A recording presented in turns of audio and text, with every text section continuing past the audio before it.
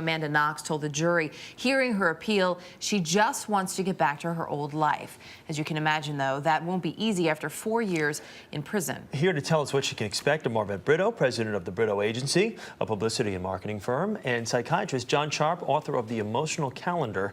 Good morning to the both of you. Good to have you both with us. John, I'm going to start with you.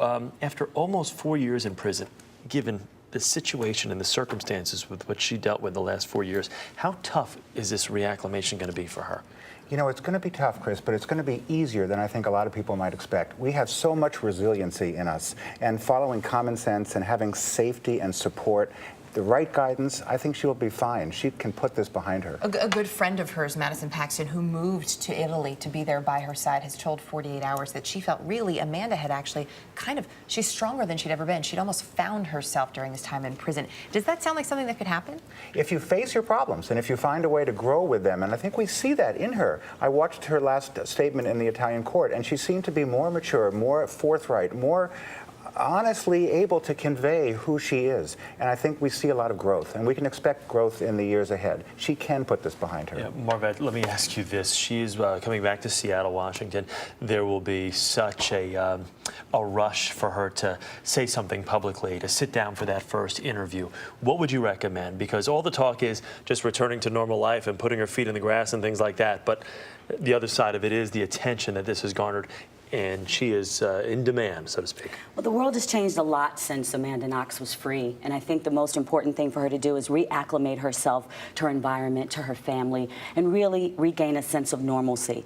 And at some point, she really should sit down and figure out what's best for her moving forward. Obviously, there are financial issues and strains on her family, so I think the most important thing is for her own mental and physical well-being. Then she should emerge and share her story when she's comfortable. But is the interest highest now? Is this one of those things where you might be better off striking while the iron is hot? Not at all. She needs to be right first, and she needs to be focused first, and she needs to really focus and center on herself. The interest will always be there because there's been so many stories, but never her story. How does she handle that aspect of it? I mean, this celebrity that comes along with everything that has happened to her over the last 4 years, that's one of the reasons that people really want to talk to her. It's true, but you know, celebrities need privacy too. They need a sense of control. I think she shouldn't be invaded or bombarded. I think she ought to control the story, like Marvet said. And if she takes a little bit of time and then does that, I think it'll be fine. She doesn't have the big risk factors that we worry about. She doesn't have a history of mental illness or substance abuse or family history or trauma. These are the things that can really get a person in trouble. How complicated, though, is this going to make the rehabilitation process?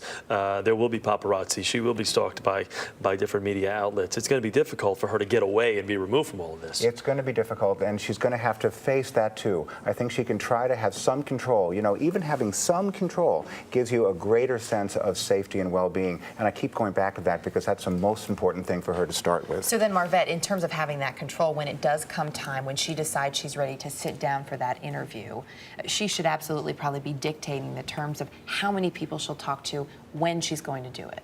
I think that she should also take a qualitative versus quantitative approach. I think she should go to trusted news outlets, and certainly they have built a rapport already with the family prior to her being released.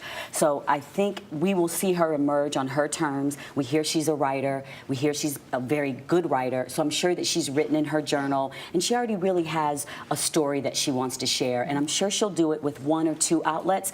And I think we'll really be sympathetic and give her her space and not really hound her. You read my mind. Really, people absolutely will back off, you think? I think so. I think so. How sensitive, though, does she also have to be? Everybody wants to hear her story, but again, we always, I guess, kind of lose sight of the fact that there is the Kircher family that's involved with this as well. So it's not just about me telling my story of my 4 years in prison. There's another side of this. And I think she'll be mindful of that because that was always a very at the center of her issue all along. But I think her telling her story is important because everyone has spoken for her. And I think it's very important, particularly with the difference in language, that she tell her story and her voice. I think she'll do it well. All right. Thank you. Great to have both of you with us this morning. Thanks very much. Thank you very much.